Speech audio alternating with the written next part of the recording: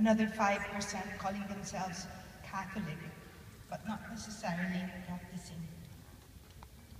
To give you a bit of background, I would like to mention a few snippets from recent history to give you a little idea about how influential the Catholic Church is in our country.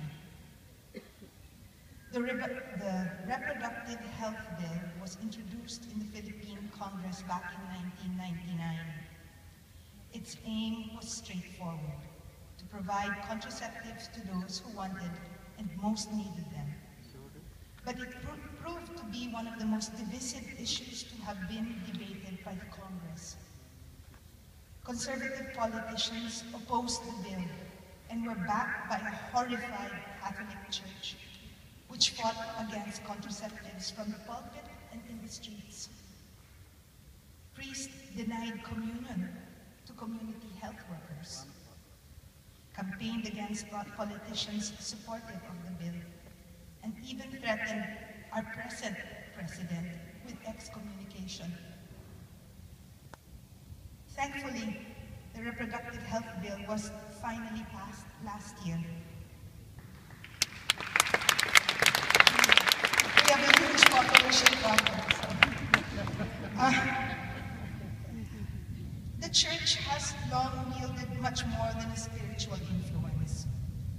In a show of formidable political power, the Church rallied the faithful to help overthrow 2 presidents in the last 25 years. So how would this affect yoga? When we started teaching Iyengar Yoga in Manila in 2000, we would chant in the beginning of the classes. There were many instances when people just walked out of the class because of the chant. We received phone calls calling us abominations for having the statue of Patanjali in the studio. Half snake, half man.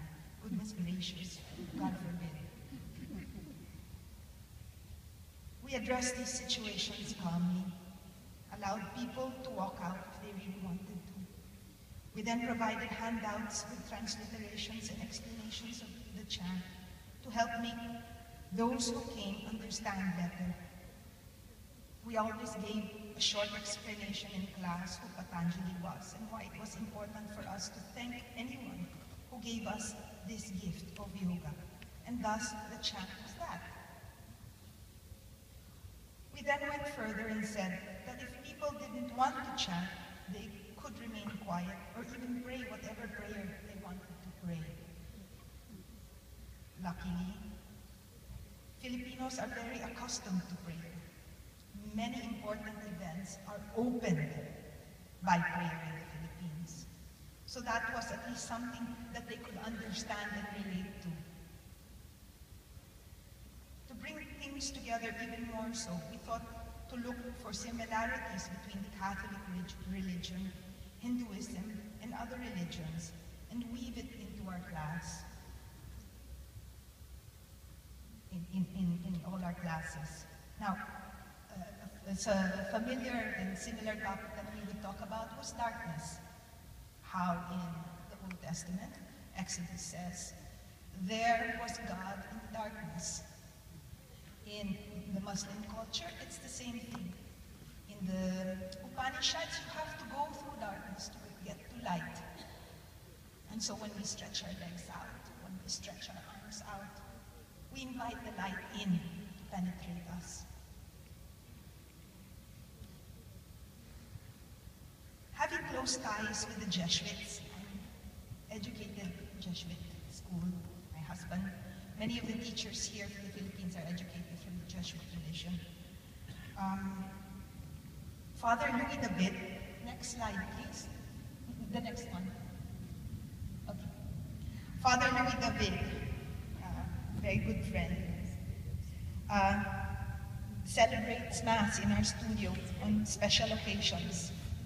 Birthdays, Mother Mary's birthday.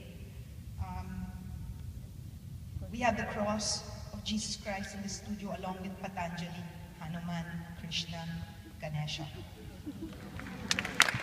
Next picture, the picture before this one. See, that picture is during a a tribute for Guruji, 95 candles with all the flowers and all the statues together.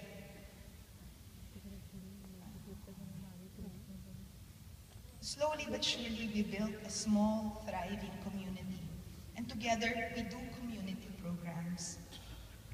Late last November 2013, we had a very strong typhoon that hit us. It happened close to the time of Guruji's birthday.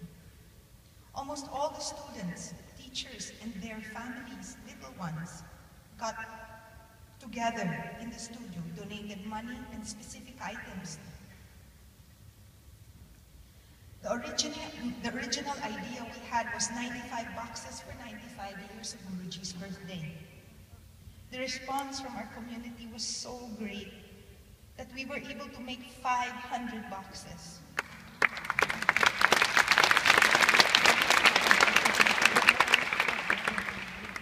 All these were given in the name of Guruji BKS Iyengar, not in our name. And together, as a community, we went to the relief centers to deliver them personally to the typhoon victims. The response was not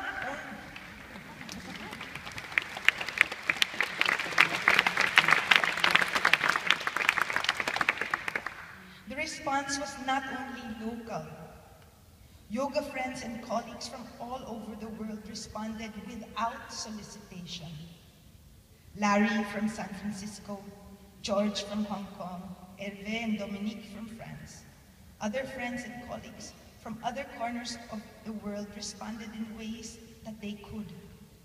The local and global Iyengar community response was a true yoking that truly touched us off the mat practice. The popularity of yoga in the Philippines is not different from the rest of the world these days. It has risen over the last 14 years, more so over the last 4 years. It is practiced everywhere, in gyms, clubs, offices, open parks, and there are many studios to choose from.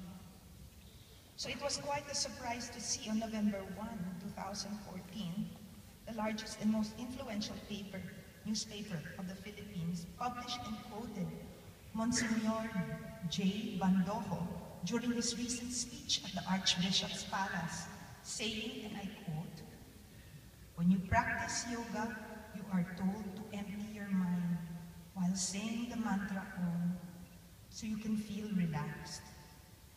But when you empty yourself, you are opening yourself to possession. You have to be careful because demons might take advantage of this empty vessel of your soul and possess it." Our little community was quite taken aback. And it was quite reassuring that the students themselves were discussing about avidya, asteya, all these things. It came from them. We didn't start anything. We quickly published a photo of Guruji and Pope Paul VI, the one taken in 1966. And we were grateful that the president of the Theosophical Society responded to the bishop through an open letter in the same newspaper. That notwithstanding, yoga in the Philippines is widely accepted, but mostly if it stays in the realm of exercise. A good example is one of our colleagues here today with us was prayed over in a prayer meeting by her grade school best friends because they were shocked and scared that she was actually coming here to India to learn more yoga. They prayed over her because they feel she is so lost. I will end with a personal story of many moons ago. When I started seriously studying yoga and starting to come to Pune, I was wondering if I was being blasphemous.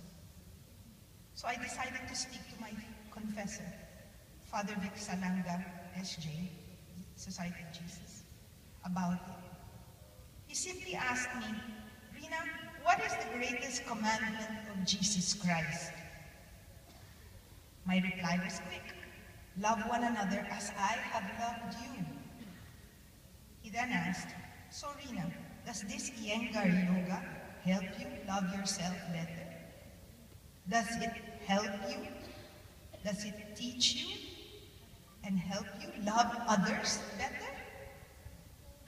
I was stunned by the simplicity of his question, and I answered resoundingly, yes, Father, it does. So then he said, then go ahead and don't ever look back. Maraming